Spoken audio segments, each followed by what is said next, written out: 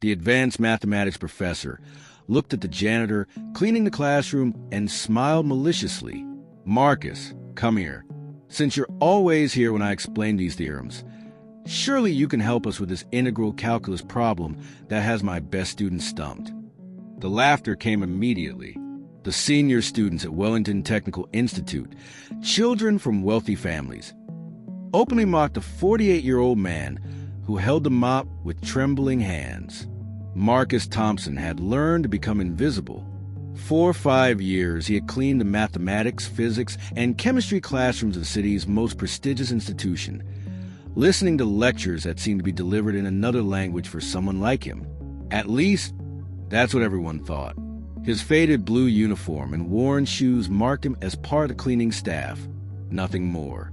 Professor Davis, in her elegant tailored suit and haughty attitude, pointed to the blackboard filled with complex equations. "Come on, Marcus. Show us what you've learned after so many years listening to my classes. Maybe you have some intuition about integration by parts." Her tone dripped with contempt disguised as false kindness.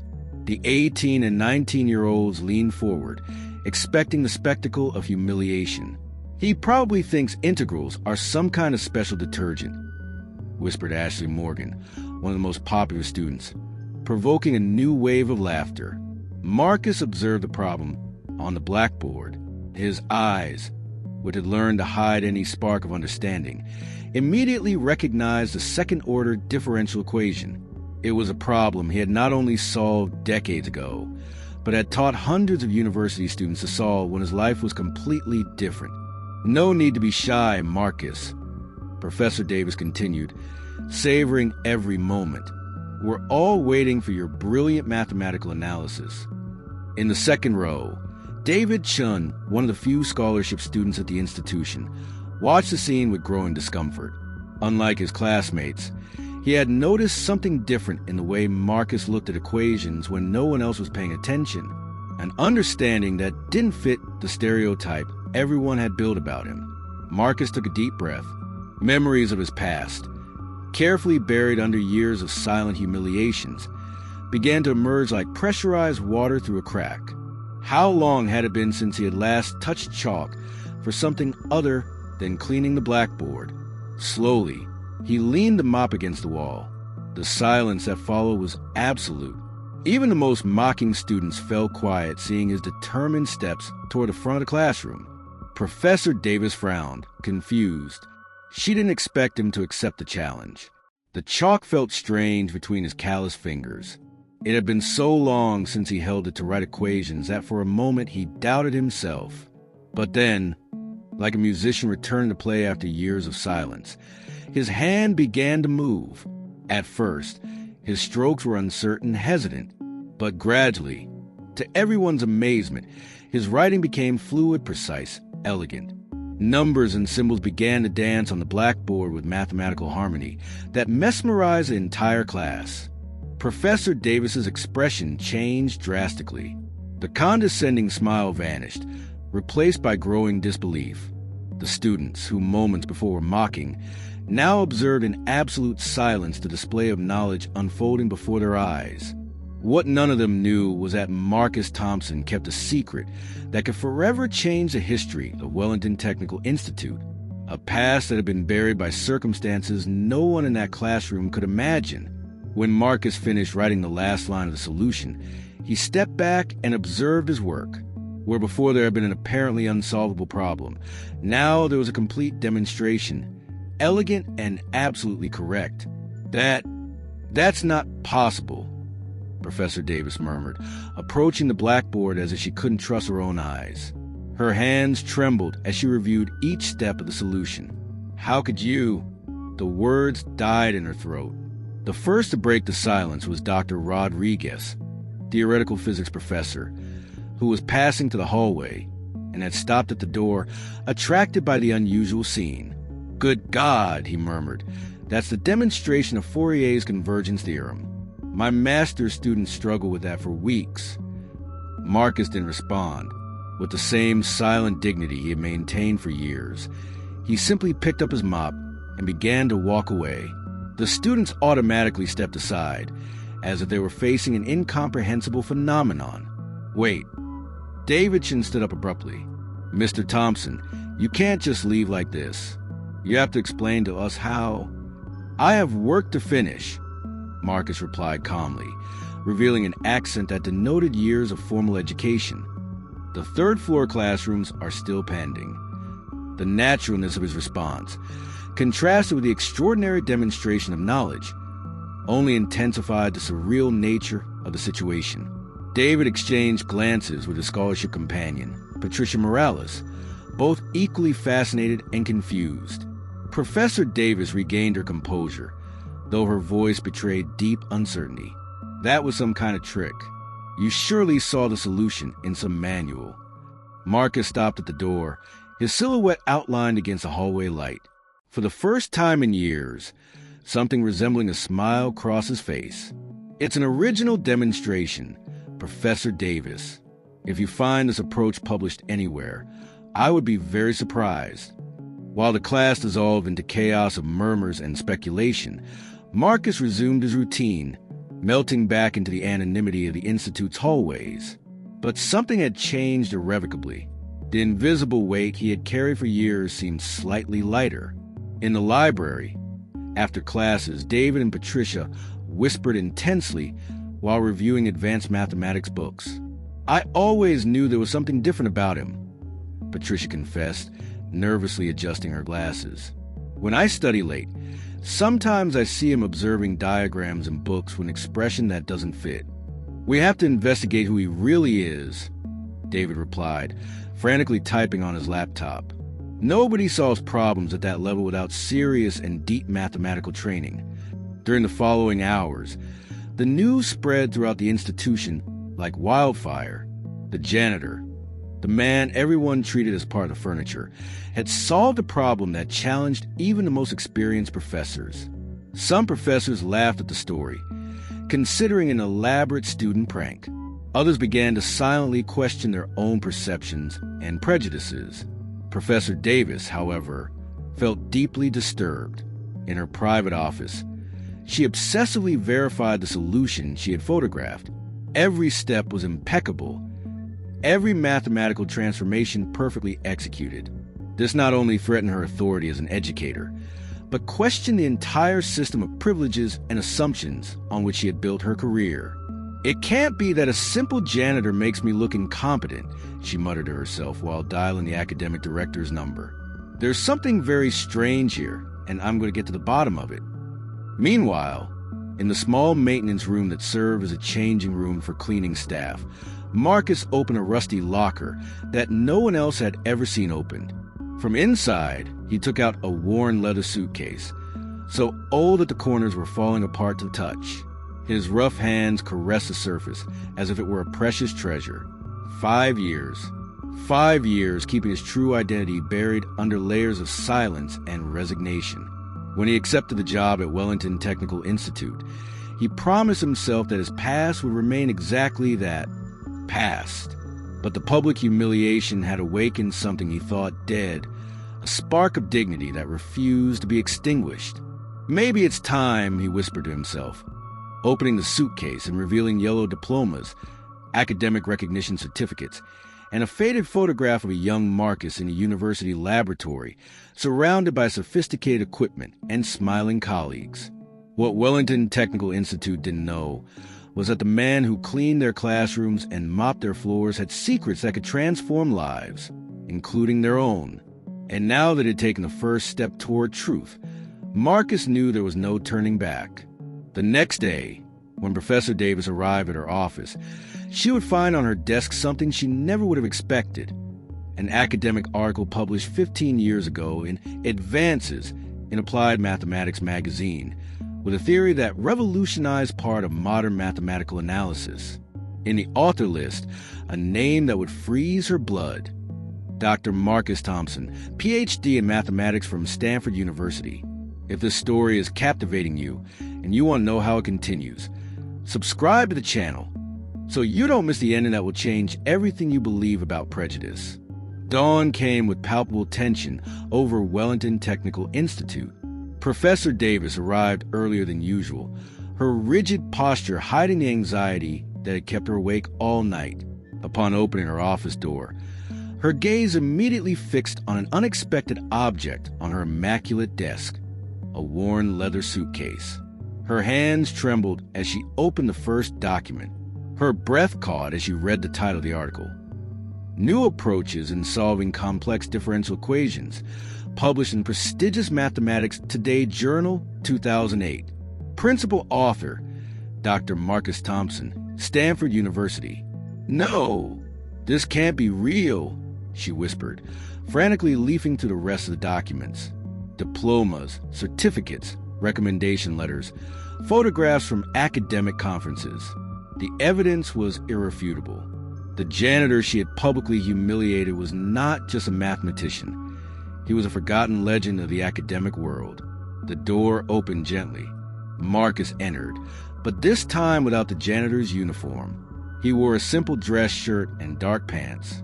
For the first time, Professor Davis noticed his upright, dignified posture, like someone accustomed to leading academic departments, not cleaning classrooms.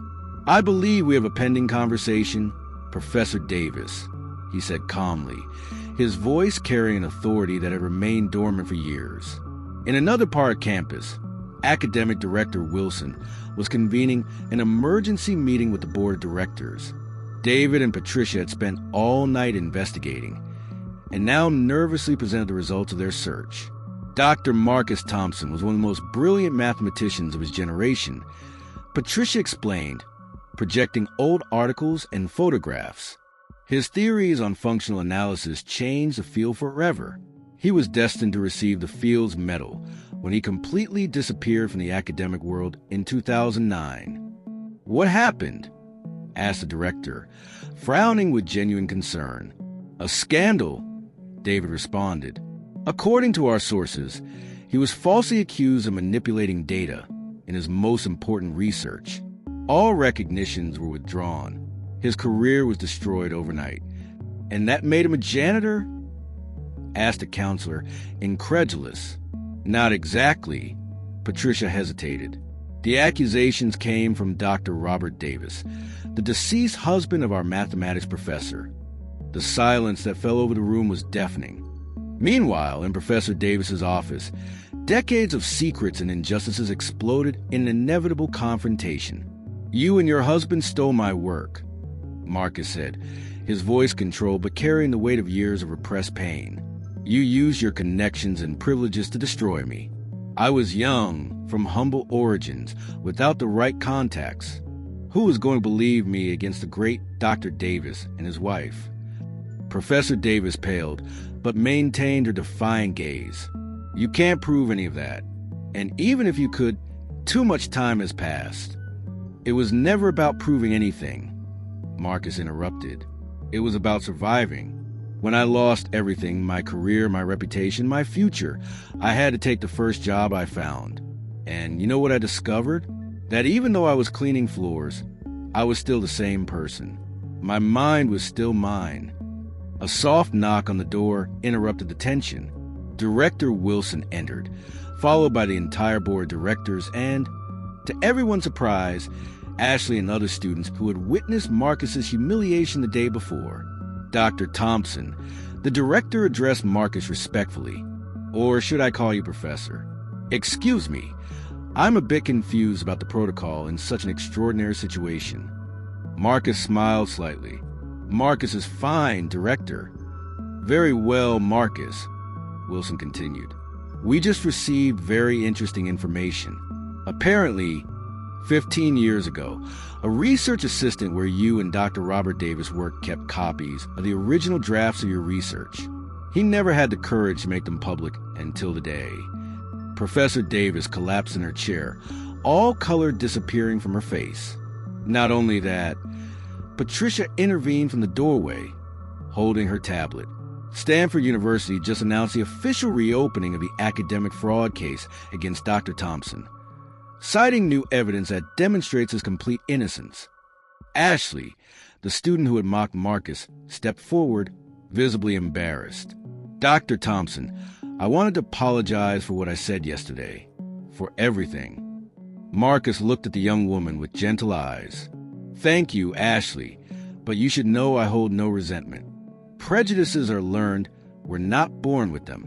What's important is recognizing them and choosing to be better people." "Dr. Thompson," said Director Wilson solemnly, "on behalf of Wellington Technical Institute, I would like to formally offer you a position in our mathematics department. We desperately need someone with your experience and moral integrity." All eyes turned to Marcus, waiting for his response. 5 years of injustice were being acknowledged. An entire lifetime of forced silence was finally finding its voice. But Marcus didn't respond immediately. His gaze was fixed on Professor Davis, who now trembled visibly. Before answering, Marcus finally said, "I need to show you all something." He went to the blackboard and began writing a series of equations that no one in the room, except perhaps Professor Davis, could completely understand. "This," he explained, "is the evolution of the theory that was stolen from me." What no one knew was that the original work was incomplete. During the last 5 years, while cleaning empty classrooms during nights, I continued the research in my mind. As the equations filled the blackboard, Professor Davis's eyes widened with amazement and recognition. What she was seeing was not just a continuation of the stolen research, but its triumphant conclusion. "My God," she murmured, "have you solved? Have you really solved the uniform convergence conjecture?" Marcus left the chalk on the desk and turned to the room, now in complete silence. "So, Director Wilson, about your offer, I have a counterproposal." What no one expected was that Marcus Thompson, after 5 years of forced silence, was not only seeking personal justice, but a complete transformation of the system that had almost destroyed him. "My counterproposal is this," Marcus announced, his voice filling the expectant silence of the office. "I don't just want a professor position. I want to create something completely new at Wellington Technical Institute, a special scholarship program for talented students from marginalized communities, and I want half the funding to come directly from research funds that were built on my stolen work." The surprise on Professor Davis's face transformed into indignation. "That's pure extortion." "No, Professor," Marcus replied serenely. "This is restitution, not only for what you and your husband took from me, but for everything you stole from the academic world and future scientists who could have benefited from the innovations my research would have produced in these 15 lost years." 3 months later, Wellington Technical Institute, which had always radiated elitism through its marble hallways, vibrated with completely different energy. In the old warehouse, now transformed into the Thompson Advanced Research Laboratory, Marcus mentored a diverse group of brilliant students. David Chun and Patricia Morales worked side by side with Ashley Morgan, forming an unlikely but powerful alliance. The scholarship program had attracted talents from across the city, young people who never would have dreamed of setting foot in such a prestigious institution. "Professor Thompson," Patricia shouted, looking up from her experiment, "we managed to stabilize the differential equation, but we're still having problems with convergence analysis." Marcus smiled. It was strange to hear that title after so many years responding only to Marcus, or, on the worst days, to no name at all. "Remember, Patricia," he said, approaching to review her work, "mathematics doesn't always follow our intuitive expectations. Sometimes we must abandon what we think we know to see the real truth." Meanwhile, in national media, Marcus Thompson's story had become a sensation. Newspapers, academic journals, and television programs competed to interview the man who had gone from janitor to director of the country's most innovative mathematics program. "How did you manage to continue researching all these years?" a journalist asked him during an interview in the newly inaugurated laboratory. Marcus contemplated his hands, now free from the cleaning chemicals that had accompanied them for so long. "My mind was always free, even when my body was tied to a mop. While cleaning empty classrooms at night, I solved equations mentally. While waxing floors, I visualized complex mathematical models. Dignity doesn't reside in the title we carry, but in the integrity with which we live each day." In the Institute's cafeteria, Ashley was sitting with David and Patricia, her face marked by unusual seriousness. "You know, I never apologize to you either," she told Patricia. "Why would you need to?" Patricia asked, arching an eyebrow. "For all the times I made comments about scholarship students, about how you didn't really belong here." Ashley swallowed with difficulty. "I was exactly like Professor Davis. I thought a person's value depended on their last name or bank account." David smiled and extended his hand. "What's important is that you've changed. That's what Dr. Thompson taught us. It's never too late to recognize our mistakes and grow as people." In his laboratory, Marcus contemplated his final equation on the blackboard, the theory that could revolutionize not only applied mathematics, but potentially open doors to new computational technologies. Something that could have emerged 15 years earlier, if not for academic prejudice and greed. A soft knock on the door interrupted his thoughts. It was Professor Davis. She looked smaller, more fragile, without her usual authoritarian posture. "May I come in, Dr. Thompson?" she asked with a voice almost unrecognizable for its humility. Marcus nodded, observing her calmly. There was no triumph in his gaze, only a deep peace she would never completely understand. "I've come to inform you that I'm resigning from the Institute," she said hesitantly. "And I've also come to apologize, not only for what Robert and I did 15 years ago, but for what I did in the classroom that day." Marcus studied her for a long moment. "Do you know what the worst moment of all these years was? It wasn't losing my career or even my professional recognition. It was having to swallow my pride every day, while people like you treated me as if I were invisible, as if my existence didn't deserve even basic human respect." "I know I don't deserve your forgiveness," she murmured. "It's not about what you deserve," Marcus replied gently. "Forgiveness isn't for you.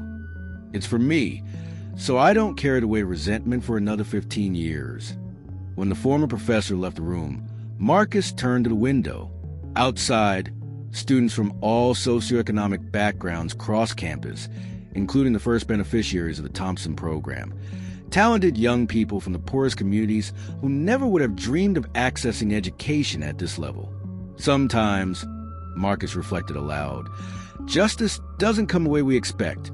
Sometimes it comes slowly, transforming the world not through revenge, but through the opportunities we create for others. 1 year later, in a packed auditorium, Marcus Thompson finally received the recognition that had been denied to him for so long. The Fields Medal shone in his hands, but his true triumph was in the proud faces of his students in the front row. "Mathematics teaches us that numbers and formulas are immutable," he said in his acceptance speech. "But it also teaches us that there are always multiple ways to reach the truth. The same happens with human dignity. It can be hidden, suppressed, denied, but never completely destroyed. And when it's finally recognized, its power can transform not just one life, but entire generations." That day, everyone learned that a person's true value never resides in their appearance, job, or social origin, but in the strength of their character and the greatness of their contributions to a better world. If you made it this far and want to keep discovering stories that challenge prejudice, subscribe to the channel.